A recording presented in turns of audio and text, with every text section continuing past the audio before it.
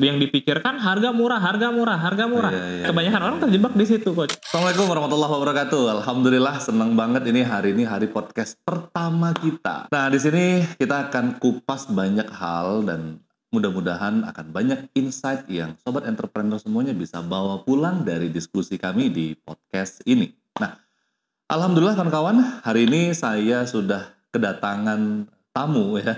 Ini tamunya adalah tim kami sendiri. Nah, ini kenalin dulu Mas Iksan, Mas Muhammad Iksan. Halo.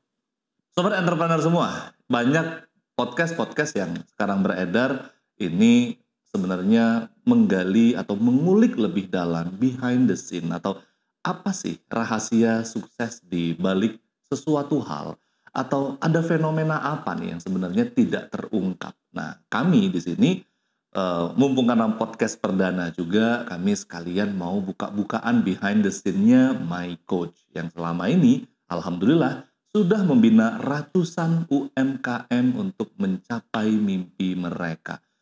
Bagi saya jujur ini satu pencapaian yang fantastis. Meski kami sebenarnya masih sangat jauh dari impian dan goals yang kami tetapkan. Tapi apapun itu, hasil bukanlah sekedar materi atau wujud, tapi lebih kepada value. Itu yang kami yakini. Dan pada hari ini, saya ingin berbagi, ingin mengajak teman-teman semuanya untuk menimba ilmu atau mengambil mutiara-mutiara dari diskusi kami yang santai ini. Jadi siapkan kopi Anda, siapkan teh, cemilan, dan semuanya. Ambil posisi duduk yang nyaman, dan ayo kita mulai.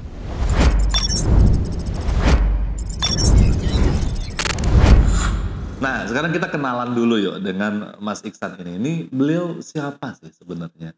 Yuk, Dek. Gimana nih? Halo teman-teman. Ya, mungkin kalau Coach Didi udah kenal banget sama saya ya. Di sini saya sebagai tim kreatifnya dari tim My Coach gitu kan, yang bertanggung jawab untuk menjadi sumber ide ya di My Coach, gitu, mencari bahan-bahan konten apa sebenarnya yang bagus untuk kita buat, kita direct untuk bisa dikonsumsi sama teman-teman penikmat konten-konten kita. Baik. Seperti itu. Baik. Uniknya Bang Iksan ini sekaligus adik saya tentunya, adik bungsu. Beliau ini Masya Allah dulu menempuh kuliahnya juga di luar negeri ya nih Bang Iksan ya, dengar-dengar. Boleh cerita sedikit? Background ya, oke, boleh. Mungkin jadi dulu saya ya memang bener ya adiknya Coach Didi, mungkin beliau udah kenal dari saya kecil lah ya. Dari lahir ya. Saya lahir gitu. Anak-anak Coach Didi itu ya kayak anaknya Coach Didi itu punya, ya saya lihat itu kan, oh ya dari kecil gitu. Nah lalu saya sekolah menempuh pendidikan di Kota Pekanbaru di sini, ya dari SD sampai SMA. Nggak pinter-pinter banget sebenarnya ya. Kemudian alhamdulillah dapat rezeki pada saat itu tahun 2012 saya dapat beasiswa ke UKM, University Kebangsaan ya luar negeri lah ya, Malaysia ya. Di Malaysia, benar. Meskipun tetangga gitu kalau orang bilang jiran ya, saya kuliah di sana. Kemudian di tahun 2012 sampai 2015 nih Coach, karena di Malaysia itu mungkin sistem pendidikannya agak sedikit berbeda sama kita. Kuliahnya nggak perlu panjang-panjang banget sampai 4 tahun ya. Tahun 2015 umur 21 tahun saya sudah jadi sarjana. Wah, Masya Allah. Jadi kemudian setelah saya lulus, saya kembali ke Pekanbaru. Kemudian saya mungkin karena masih ego, bego juga. Nah, pengen mengeksplor dulu gitu ya, pengen mengeksplor sesuatu hal yang banyak gitu kan, pengen tahu artinya hidup lah ceritanya kayak gitu. Bekerja di perusahaan-perusahaan besar di Jakarta ya, jadi budak korporat ya. Jadi budak korporat guys ya. Jadi budak korporat, bekerja 8 till 5 gitu kan. Karir saya juga lumayan cemerlang kalau bisa dibilang gitu ya, karena saya masuk ke program manajemen trainee MT di perusahaan besar yang kalau saya sebut pasti teman-teman tahu ya, teman-teman entrepreneur.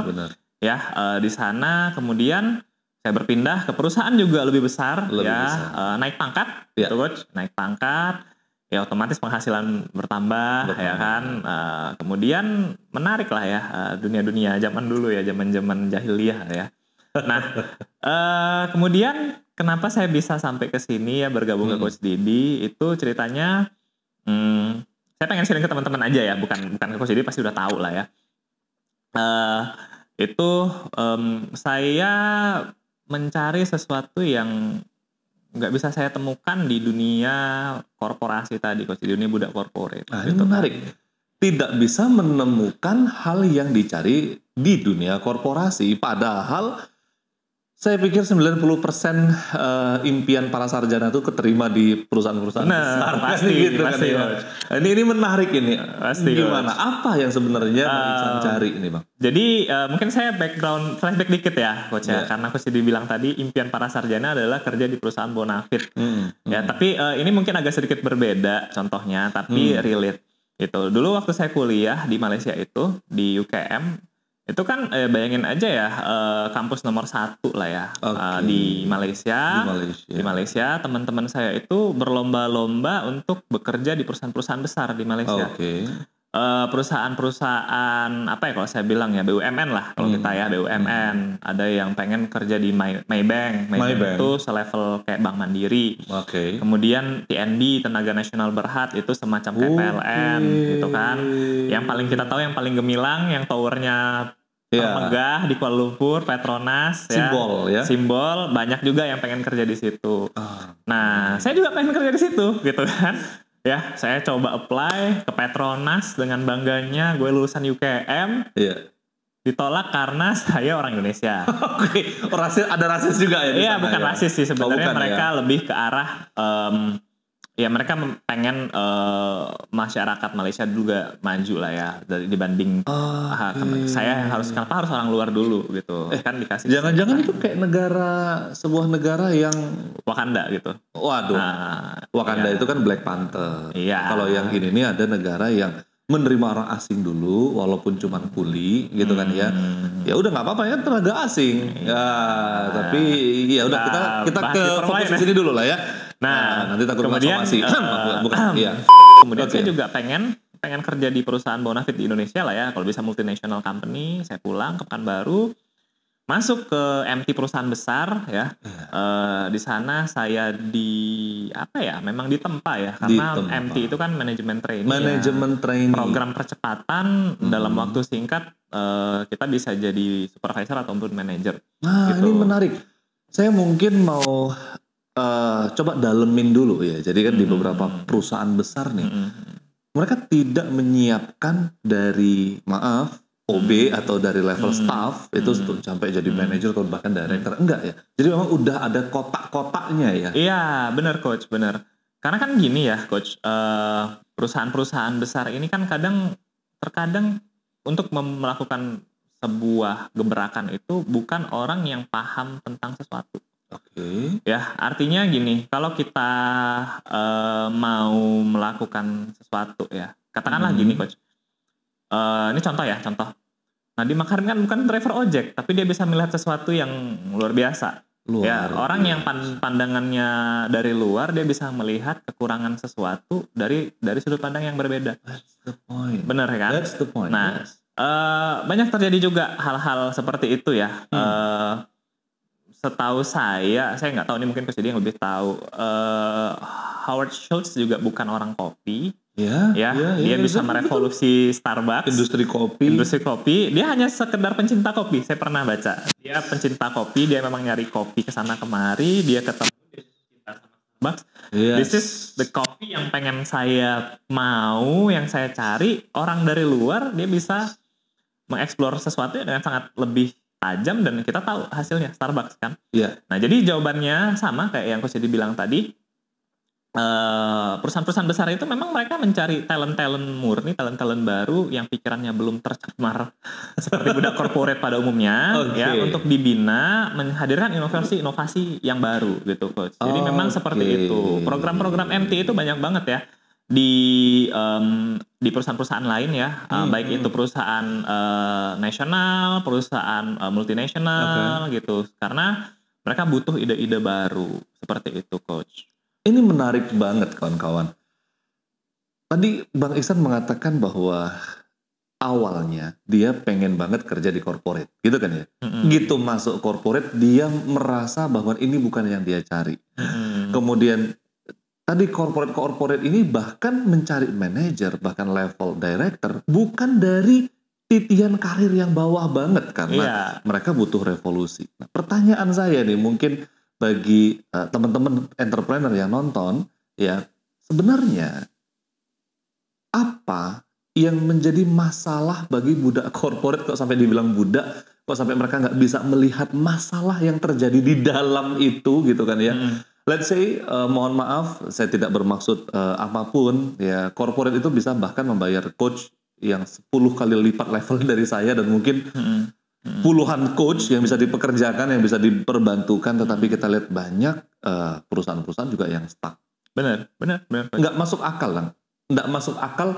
Sekelas Giant itu bangkrut, sekelas Transmart itu bangkrut, bahkan sekelas Nokia, bahkan sekelas Kodak ya. Kodak itu kakek dan nenek kita pacaran, itu fotonya pakai Kodak gitu kan ya.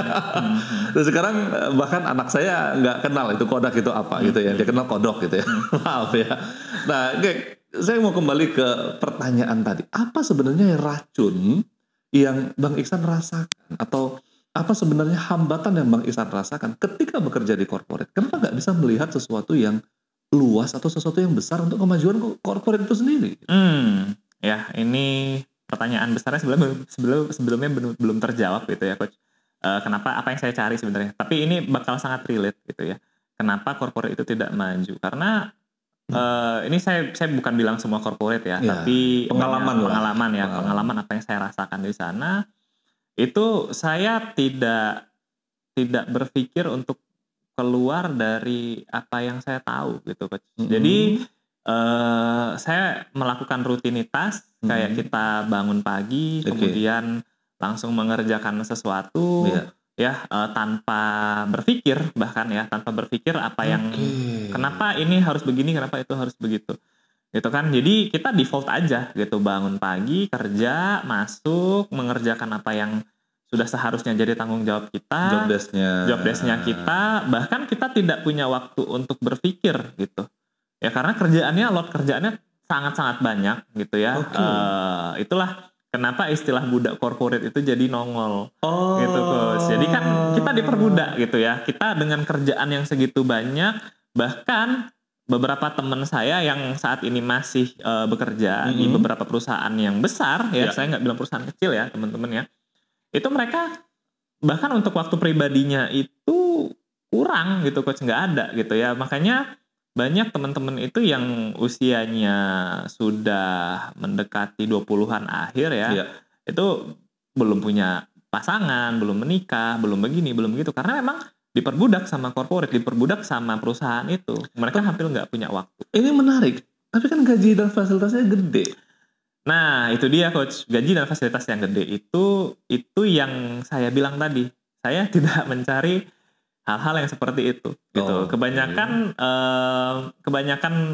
teman-teman ya, kebanyakan budak corporate itu mereka nggak tahu apa yang mereka cari sesungguhnya. Ini makanya saya bilang tadi ini sangat relate gitu dengan pertanyaan Coach Didi yang pertama, kemudian kita muncul pertanyaan lain ya. Gitu. Nah, saya mungkin di perusahaan yang pertama gitu ya, perusahaan pertama saya tidak menemukan apa yang saya cari. Kemudian saya berpindah ke perusahaan yang kedua, yang mana itu juga perusahaan yang lebih besar, di posisi yang lebih gitu ya, naik jabatan. Kemudian saya tetap tidak menemukan apa yang saya cari. Gitu. Rasanya kok saya cuma pindah rumah doang, tapi isinya tetap haunted juga gitu, tetap berhantu juga gitu. Kayaknya saya mesti pindah haluan kali ya gitu ya, bukan hanya pindah rumah kali ini gitu. Jadi sebenarnya apa yang saya cari gitu kan, yang saya tahu pada saat itu saya mulai berpikir, ini usia saya masih di early 20, awal 20-an. Gimana kalau usia saya nanti menjelang akhir 20-an? Saya udah pengen married dong, saya udah pengen punya keluarga. Itu impian saya di usia akhir 20-an. Nah, impian saya di usia-usia berikutnya gimana? Saya pengen punya banyak waktu untuk keluarga saya pengen punya anak, saya pengen mendidik, saya pengen begini, saya pengen begitu. Tapi realitanya kan kalau kita terusin kerja di corporate waktu itu nggak bakal ada. Ya saat ini aja saya diperbudak sama corporate. Saya diperbudak sama kerjaan saya. Saya mulai mikir dong, wah ini kayaknya nggak menarik nih kalau saya terusin. Ya, saya pindah ke perusahaan lain juga sama aja gitu. Let's say lah pada satu titik saya berhasil punya penghasilan yang banyak. Tapi apa yang saya cari bukan hanya penghasilan. Saya pengen penghasilan yang banyak. Saya juga punya waktu. Gitu coach ya, gitu ya teman-teman ya. Jadi itu yang saya pengen. Gitu. Itu yang saya cari. Cuman jalannya saya belum tahu. Tapi saya udah punya impian. Saya kayaknya nggak bisa nih kalau diginiin terus ya. Usia bertambah terus, ya kan? Ketika di usia akhir mendekati masa pensiun, usia saya 50-an. Duit saya banyak, anak saya gede-gede sendiri, nggak kenal sama saya, syukur-syukur bukan panggil om. Allahu Akbar. Ya kan? Nah, syukur-syukur nggak panggil om. Nah, dan itu realita ya. Realita gitu. Bahkan even sampai ke level direktur yang gajinya 3 digit gitu ya, yang pakai BMW dari fasilitas kantornya gitu ya. Ya saya kayaknya ini bukan hal yang saya cari di sini. Kemudian saya orangnya mungkin nggak terlalu banyak diskusi sama orang-orang yang ikut sama teman-teman. Karena kalau kita diskusi sama teman-teman sejawat gitu ya, teman-teman sesama budak corporate, tiap hari sambil ngerokok, ngopi, ceritain atasan, maki-maki kantor, meludahin tempat mereka menimba air. Kemudian besok ngelakuin hal yang sama gitu. Ini pepatah yang jelek banget ya kawan-kawan. Jadi meludah di sumur sendiri itu adalah ketika kita menjelekkan perusahaan kita terus komplain, kita terus merasa tidak puas. Tapi ya lu tetap kerja di situ. We keep doing the wrong things gitu. We cannot get the different result. Bener ya? Kalau kita tetap ngelakuin hal yang sama, maksud saya gini, kalau saya impian saya itu, saya udah ngelihat ya, coach, teman-teman, saya udah ngelihat kalau di usia 50, saya punya duit banyak, anak saya gede-gede sendiri, saya masih kesana kemari ngurusin kerjaan, saya udah ngelihat itu. Gitu, kayaknya jalan saya bukan ini deh. Jadi daripada saya menghabiskan energi untuk selalu berkumpul sama teman-teman yang membicarakan atasan juga, kayaknya saya mencari jalan lain deh. Gitu. Nah jadi saya sempat ketemu beberapa teman ya di Jakarta pada saat itu, mereka sudah lebih senior dari saya, ya duitnya sudah lumayan banyak dan waktunya juga sudah lumayan ada gitu. Dia sudah bisa menata hidupnya sendiri gitu. Sudah bisa menata hidupnya. Nah, jadi saya ketemu ngobrol sama beliau, ternyata dunia bisnis ini begini, ternyata dunia bisnis ini begitu. Kayaknya saya tertarik deh. Karena apa yang saya cita-citakan, apa yang saya lihat di masa depan, kayaknya saya bisa ngelewatin dari jalan ini. Gitu. Kayak kalau saya jadi entrepreneur gitu ya, atau pengusaha atau apapun itu ya, atau pedagang dulu lah startnya. Gitu. Apa yang saya cari kayaknya ada deh di sini. Gitu. Saya bisa ngelihat diri saya di masa depan itu sebagai seorang yang punya duit banyak. Impian sama ya teman-teman, impiannya sama coach ya. Saya punya banyak duit banyak, saya punya banyak waktu untuk menservis keluarga saya gitu kan, ngedidik anak-anak saya, ngeservis istri saya. Mungkin saya kan hobi jalan-jalan ya coach ya. Saya pengen jalan-jalan ke luar negeri sama keluarga. Nah, di situ saya lihat gitu. Wah, ini kayaknya tujuan saya ada di sana, tapi saya harus muter balik nih. Gitu. Kemudian saya nggak banyak babi bu ya. Coach Didi juga tahu ceritanya ya, saya konsul ke Coach Didi nih. Ya, saya konsul ke Coach Didi cerita, Bang, kok saya salah tempat deh ya rasanya ya. Saya cari itu nggak ini, tapi saya udah di jalan ini gitu. Kemudian Coach Didi saya diberikan satu buku yang menarik ya. Saya dikasih satu buku untuk ngerubah mindset saya. Saya ingat bukunya Robert Kiyosaki. Judulnya saya lupa lagi. Cash Flow Quadrant atau Rich Dad Poor Dad. Saya disuruh baca buku itu dan di situ saya ngerasa saya harus banting setir nih. Saya harus ngerubah jiwa saya jadi dari seorang karyawan, employee, untuk menjadi seorang yang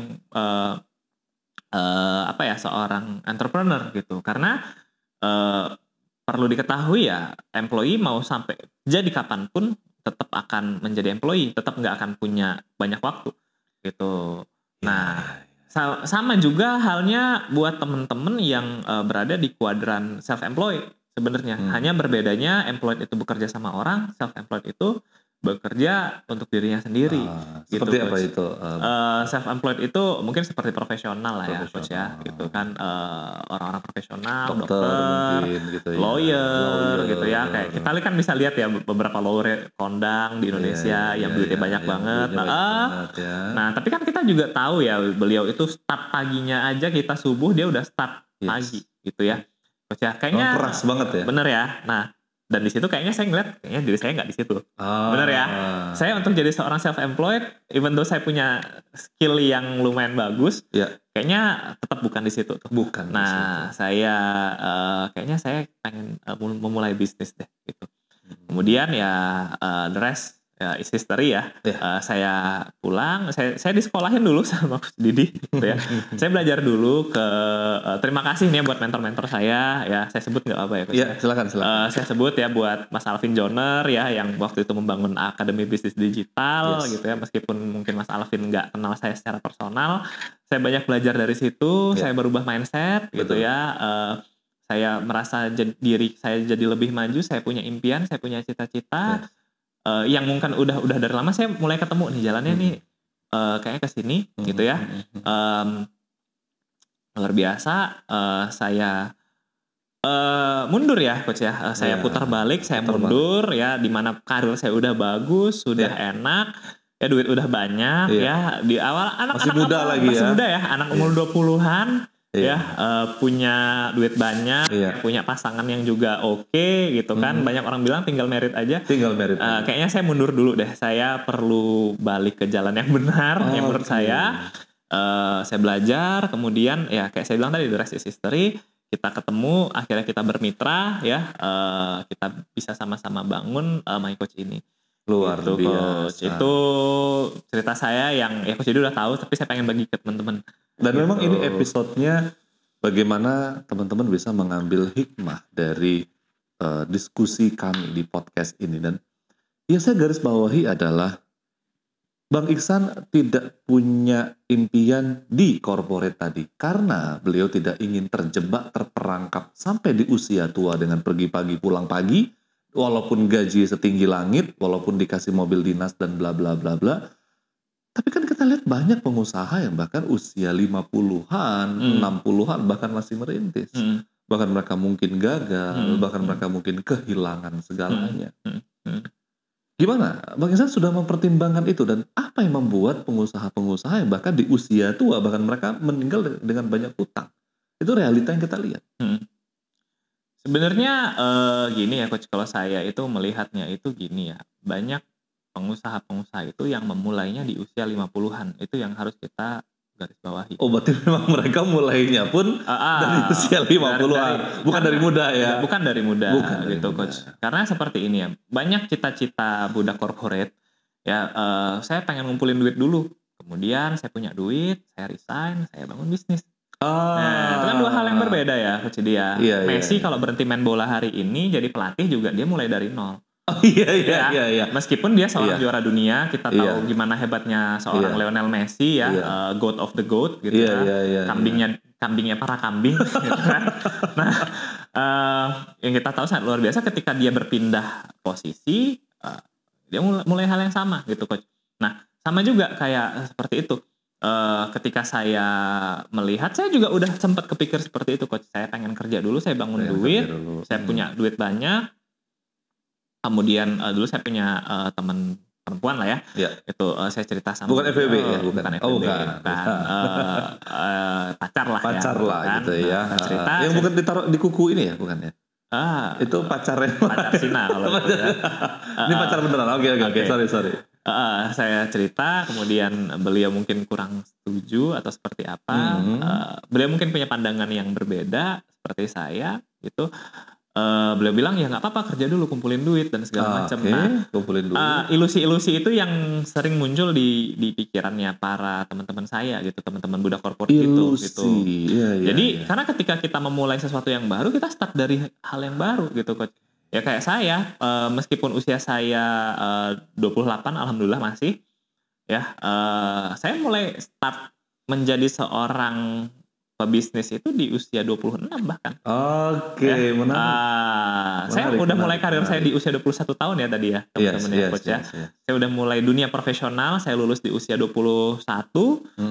Tapi saya butuh 5 tahun terombang-ambing di dunia budak corporate, ya, di dunia korporasi, karyawan.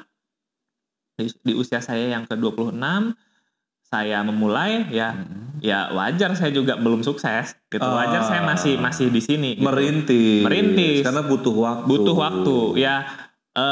Kembali ke pertanyaan coach tadi, ada pengusaha yang di usia 50-an mungkin dia startnya di usia berapa? Ya kan dia 45 gitu ya. Wajar dong 5 tahun pertama masih gagal. Dan sayangnya ketika kita memulai itu terlalu lama, mental kita terlalu terpupuk, terlalu tertimbun terlalu lama gitu coach. Ya bayangin saya mungkin kurang lebih 4-5 tahun di dunia korporasi, di dunia budak corporate. Mentalitas saya udah lumayan hancur lebur nggak jelas. Ya ketika saya berpindah mulai dari nol lagi kayak Pertamina. Nah, iya. Mulai dari nol ya kakak gitu ya. Mulai dari nol. Saya ulang semuanya. Alhamdulillah mental saya masih seger. Mental saya masih seger. Beda dong sama. Dan saya belum punya tanggung jawab apa-apa. Saya belum punya tanggung jawab apa-apa. Tanggung jawab apa-apa. Masih diri saya sendiri. Ya, ketika saya jatuh bangun di ombang-ambing dunia entrepreneur yang juga lebih keras sebenarnya daripada dunia korporasi. Gitu, saya masih fine aja gitu, seperti itu coach. Jadi ya kalau kita pikir ada nggak sih pengusaha yang sukses banget, luar biasa, punya banyak bisnis yang sangat luar biasa? Sebenarnya nggak banyak. Sebenarnya kalau kita pikir itu sebenarnya nggak banyak ya. Penyanyi aja lagu topnya berapa sih? 1-2 gitu ya. Saya itu kan suka K-pop ya coach ya. Iya. Blackpink aja lagu yang terkenal apa? Tudu-tudu doang. Yang terkenal banget ya. Yang terkenal banget. Yang melambungkan namanya gitu. Padahal Blackpink startnya dari lagu apa? Ya, kalau saya ngikutin Blackpink itu dari awal, saya ngikutin itu dari lagu Whistle pertama, kemudian 2, 3, Tudu-tudu itu mungkin lagu kelima. Gitu. Setelah lagu Tudu-tudu yang sangat fenomenal dan terkenal, apa lagunya? Nggak terkenal banget juga, nggak enak-enak banget juga kan. Cuman karena nama Blackpink udah harum, udah jadi enak-enak aja. Iya kan? Sama kayak mungkin beberapa pengusaha yang sukses di satu bidang, ya. Let's say lah siapa ya misalnya? Khairul Tanjung mungkin. CT ya, Khairul Tanjung, Pak CT yang sangat luar biasa. Sukses di satu bidang, dia bangun banyak hal ini sebenarnya nggak star juga, nggak star juga, cuman banyak yang bangkrut juga sebenarnya. Kita bisa lihat di profilnya beliau. Banyak yang nggak bagus juga. Ya sebenarnya itu aja gitu. Jadi persepsi kita tentang gagal itu dulu yang harus kita dudukan gitu kan. Apakah di usia 50-an bisnisnya bangkrut terhitung gagal Pak CT? Saya pikir nggak juga sih sebenarnya. Ada bisnis dia yang udah sustain juga. Gitu. Sama kayak saya cerita tadi Blackpink tadi, apakah Blackpink kualitas menurun, penontonnya masih rame-rame aja gitu, masih laku-laku aja gitu coach. Seperti itu sih. Ini menarik banget kawan-kawan ya. Kalau kita lihat banyak kawan-kawan kita yang saat ini mungkin ada yang menonton masih setia di perusahaan, mungkin nggak setia-setia banget ya. Dan Anda ingin memulai usaha baru gitu ya, mungkin punya impian apa. Kok sampai berani-berani ya nih beliau mengatakan bahwa ketika memulai bisnis baru itu yang di corporate pengalamannya sebelumnya itu tidak relate gitu ya, atau harus mulai dari nol lagi gitu ya. Jadi kan tadi Bang Ihsan mengatakan, dan beliau ini lulusan di bagian manajemen ya, di UPM ya, berarti belajar tentang marketing, belajar tentang manajemen, finance, gitu-gitulah. Kerjanya juga di bagian perusahaan besar dan memanage tim. Bukannya itu tinggal dipindahin aja nih ketika kita buka usaha, kan ilmu manajemennya sama, ilmu leadershipnya sama kan, seperti mungkin ilustrasinya ganti baju aja, toh masih sama gitu kan. Tapi kenapa harus mulai dari nol lagi gitu? Iya kayak saya bilang tadi coach, mungkin apa yang kita pelajari ya teman-teman yang pada saat ini sedang kuliah atau sudah lulus atau yang saat ini bekerja atau yang dulunya kuliah sekarang sudah menjadi entrepreneur pasti tahu kan istilah kuliah itu sebenarnya beda sama dunia kerja. Benar kan? Ini. Nah, itu sering aja, ya, benar, itu benar, aja benar. kita udah ngerasa kuliah sama dunia kerja itu beda. Walaupun yang dibahas yang sama. Mungkin dunia perkuliahan, dunia persekolahan itu kan mereka membahas itu sesuatu yang sangat makro ya, Coach ya. Lagian sekolah itu kan juga kalau kita tilik sekolah itu diadakan supaya orang bisa bekerja di korporasi aslinya ya, sejarah aslinya kan seperti itu ya. Karena untuk menciptakan sumber daya yang bisa menjalankan suatu pabrik, disekolahkan orangnya, di training sebenarnya bahasanya, ya kan? Seperti itu kan. Nah jadi misalnya seorang montir mobil ya disekolahin jadi montir mobil disuruh ganti lampu ya bingung dia. Ya kan? Meskipun sekolah teknik. Bener ya? Sekolah teknik. Tapi teknik mesin dan elektro dua hal yang berseberangan ya. Itu dua hal yang berbeda. Nah, sama juga seperti kayak tadi ya saya bilang teman-teman yang udah kuliah, pernah kuliah, bekerja aja pasti bilang dunia kuliah dan dunia bekerja itu beda. Itu aja udah kerasa beda. Di sini sangat makro, di sini kita membahas hal-hal yang spesifik. Di dunia bisnis, di dunia entrepreneurship itu lebih mikro lagi yang kita bahas. Saya bahas tadi Messi, seorang juara dunia, pemain yang sangat luar biasa. Ketika dia mau jadi pelatih, dia harus memahami hal itu lebih dengan cara yang berbeda gitu. Saat ini posisinya dia sebagai pemain, kemudian jadi pelatih itu dia harus punya wide vision juga, wide vision, pandangan luas gitu. Penerapannya beda, ya sangat beda. Dia mau cerita sama pemainnya, dia pemain hebat, emang gue peduli. Lo bisa mimpin tim nggak? Lo bisa ini nggak? Lo bisa melakukan sesuatu nggak? Gitu sama persis seperti ketika saya di kuliah yang dibahas. Prinsipalnya sama, prinsipal marketing itu kan itu aja yang itu ketika saya masuk ke dunia kerja sering banget yang kita dengar istilah itu kan lapangan itu beda sama teori. Padahal enggak jauh berbeda, hanya dibeda-bedain aja sama mereka. Membuat alasan gitu kan, membuat alasan kalau teori dan ini itu beda. Jadinya bisnis korporasi itu enggak sejalan dengan apa yang kita pelajari gitu, Coach. Jadi harusnya itu seperti ini ya, harusnya begini dan begitu karena mereka main cepet aja. Apa-apa yang dia temukan di lapangan tidak diimplementasikan dengan baik. Tidak diaplikasikan dengan baik, tidak di-counter dengan baik, hasilnya jadi tidak menarik. Tidak apa ya kalau saya bilang ya 4P-nya jadi nggak jalan ini. Nah, jadi sibuk berpikir ya teman-teman UMKM saya yakin juga berpikir seperti ini. Harga murah. Padahal 4P yang lain tuh banyak. Ya kan ada price itu bagian dari 4P gitu ya, produknya udah dilihat belum ya kan, promotionnya gimana, place-nya di mana gitu kan. Jadi yang dipikirkan harga murah. Kalau teman-teman jualan di Shopee ya harga yang dicari ya kan, pasti orang fiturnya ada, kita buka Shopee hari ini sorot dari harga paling murah. Iya dong. Iya, kebanyakan orang terjebak di situ, Coach. Korporasi pun melakukan hal yang sama. Nah, ketika kita masuk ke dunia entrepreneurship, kalau saya main perang harga nih, mati ini saya. Nggak ada untungnya nih. Ya, untung ada tipis-tipis, saya harus volumenya harus gede dong. Bener kan? Volumenya harus gede, saya butuh modal yang banyak. Makanya teman-teman pengusaha UMKM atau UMK itu masih terjebak di saya harus gedein volume, supaya dagangannya lebih gede, dagangannya lebih gede. Jangan-jangan untungnya nggak ada tuh. Untungnya ada, tapi stok barang numpuk kan jadi banyak. Ya, saya jualan vas bunga nih, Vas bunga, bener. 10.000, iya kan? Coach Didit besok datang 8.000. Saya udah order ini jutaan piece. Coach Didit jual 8.000 tentu barang yang sama dicari orang ya, konsumen kan bukan orang bodoh ya. Apalagi di zaman sekarang, keterbukaan informasi yang sangat luar biasa. Ya kan, nah mereka langsung ke Coach Didit aja, barangnya sama. Ya kan, ngapain saya harus bayar 2.000 ekstra? 2.000 ekstra.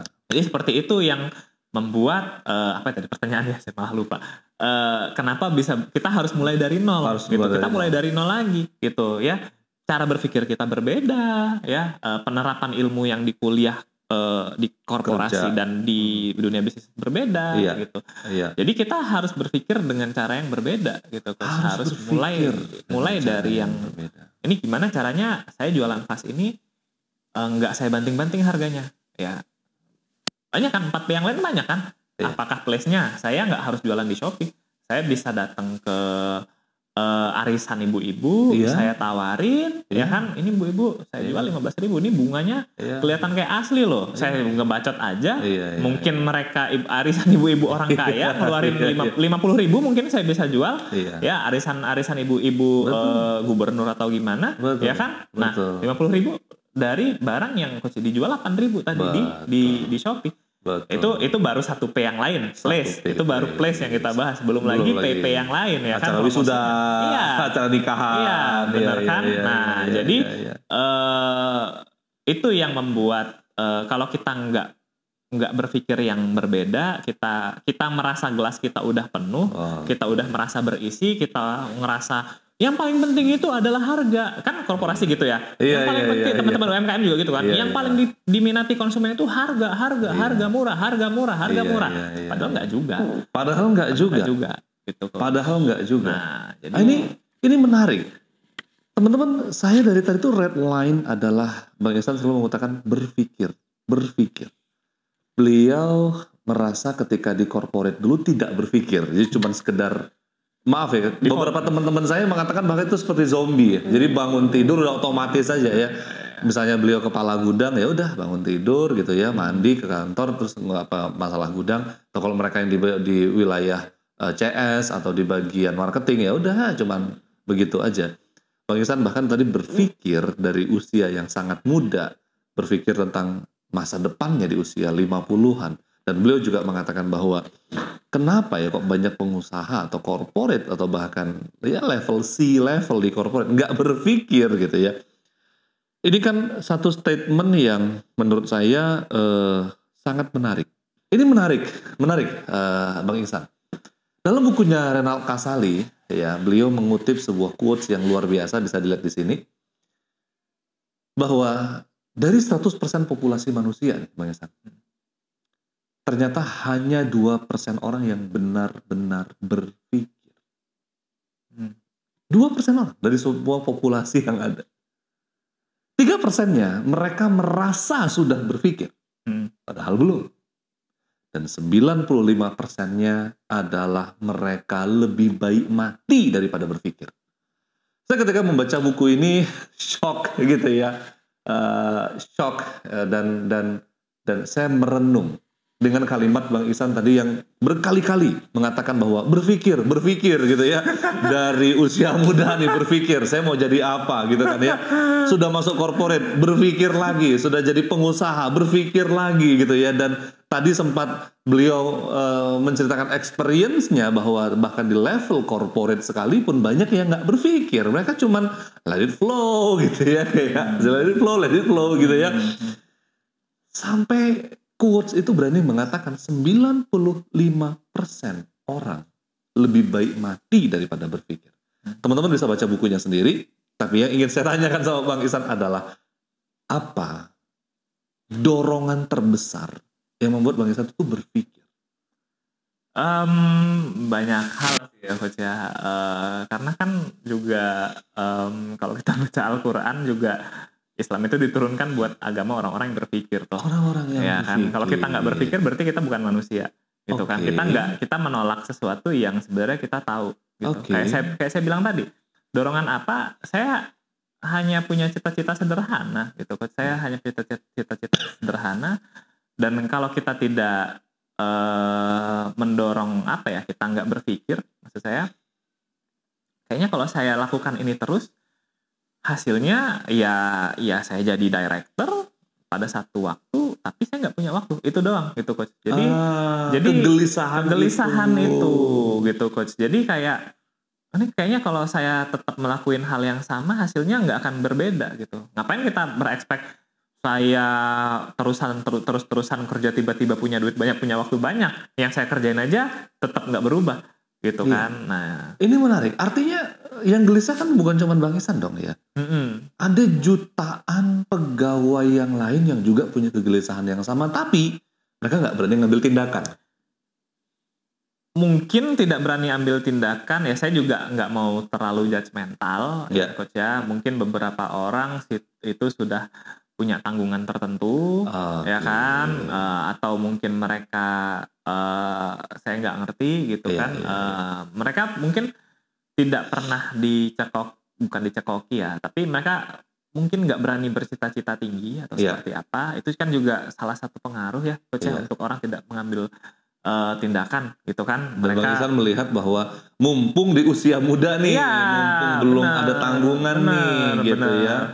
Karena some people yang 95% Coach dibilang tadi ya, yang lebih baik mati daripada berpikir, mereka hanya menjalani hidup gitu, hanya menjalani hidup seperti default mode aja gitu, ya kan, kayak saya bangun, saya hidup itu seperti ini, kerja, cari uang dipakai untuk memenuhi kebutuhan hidup, udah gitu aja. Mereka nggak berpikir, mungkin mereka berpikir kali ya, yang dia pikirkan hal yang sangat sederhana seperti itu. Nah kalau kita makan, dia harus ini gitu.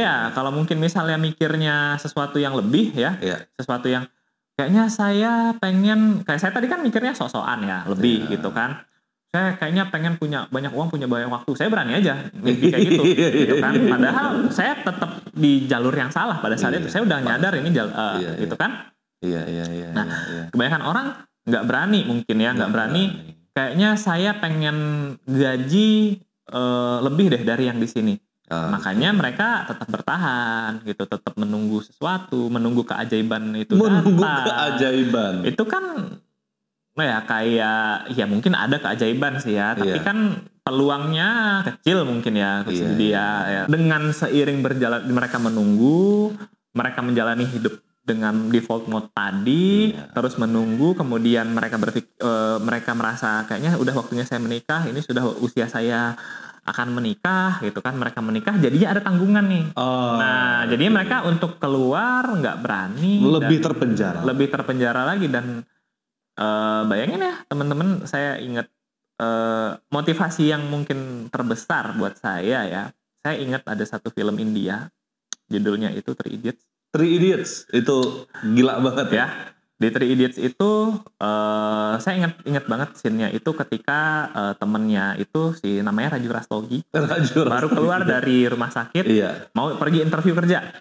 Terus temennya yang satu ini dia kuliah teknik tapi nggak suka teknik, gitu kan, dipaksa orang tuanya, kamu harus jadi engineer yang hebat, AC udah dibeliin untuk kamar kamu belajar nyaman, dibeliin laptop segala macam, begini. Kemudian si pemeran utamanya, saya lupa, Rancho ya namanya ya. Nah si Rancho ini bilang, kami udah kirim nih foto-foto kamu ke fotografer idola kamu. Dia pengen jadi fotografer. Gitu. Terus saya nggak berani, saya harus ngomong sama orang tua saya gini-gini. Ini yang saya resapi ya. Lo yakin mau kayak gini? Jangan sampai menjelang lo mati, menjelang lo sakaratul maut, lo mikir, coba aja di pada saat itu gue punya sedikit keberanian aja, mungkin hidup gue bakal berubah. Gila. Ya. Nah, jadi itu yang saya pikir. Kayaknya kalau saya punya sedikit aja keberanian pada saat ini gitu ya, saya udah berani mikir berbeda, saya keluar aja dari dunia jalur yang salah, saya putar balik ya. Saya kembali ke bukan putar balik ya, saya keluar dari dunia korporasi, saya coba mulai jadi self-employed dulu, jual-jualin barangnya, jual barangnya Mas Alvin Joner ya. Nah, mungkin hidup saya akan berbeda nanti. Saya nggak akan menyesali apa yang udah saya lakukan gitu Coach ya. Nah, jadi kalau saya bilang mungkin itu motivasi dorongan juga ya kan. Saya nggak pengen menyesali apapun. Ya let's say lah teman-teman entrepreneur, Coach Didi juga, setelah kita gagal terus seumur hidup. Usia kita 65 tahun. Ya, kita terus gagal. Kita coba gagal. Penderitaannya sampai kapan sih? Sampai kita meninggal doang. Teman-teman, at least we die trying kan. dan kita bagi yang muslim ya, gagal, tertipu, terjatuh, bahkan capek, itu terhitung pahala. Nggak ada yang sia-sia kan. Dan setelah kita meninggal pun Allah menyediakan balasan yang lebih dari yang kita bayangkan. Alhamdulillah ya. Ya itu kan kalau kita bicara dari sisi agamis. Buat teman-teman yang let's say lah yang paling ateis gitu ya juga sampai mati doang kok kita capek gitu. Ya kalau teman-teman yang saya nggak mengatakan ini benar ya, tapi kita pikir secara duniawi aja. Sampai mati doang kita capeknya. Itu setelah kita mati ya kita nggak ngerasa capek lagi, kita nggak ngerasa sedih lagi. Kita udah melakukan hal yang kita impi-impikan gitu. Oke. Teman-teman semuanya, di podcast hari ini kita banyak ambil pelajaran ya, bahwa kondisi apa yang terjadi di hari ini adalah hasil dari keputusan yang kita ambil di masa lalu. Dan kalau kita mau merubah hidup kita besok, di masa depan, berarti kita ambil keputusan di hari ini. Teman-teman, catat apa yang harus menjadi pemikiran yang dalam yang teman-teman harus lakukan untuk menemukan jawaban agar masa depan kita itu seperti yang kita bayangkan, bahkan lebih dari yang kita bayangkan. Boleh komen di bawah ya, dan nanti kita bisa diskusi di kolom komentar, karena tidak ada kata terlambat selagi kita mau mencoba dan terus berusaha. Ingat, gagal itu biasa, asalkan jangan gagal mengambil pelajarannya. Sampai jumpa di sesi podcast berikutnya bersama saya Didi Muryadi. Assalamualaikum warahmatullahi wabarakatuh.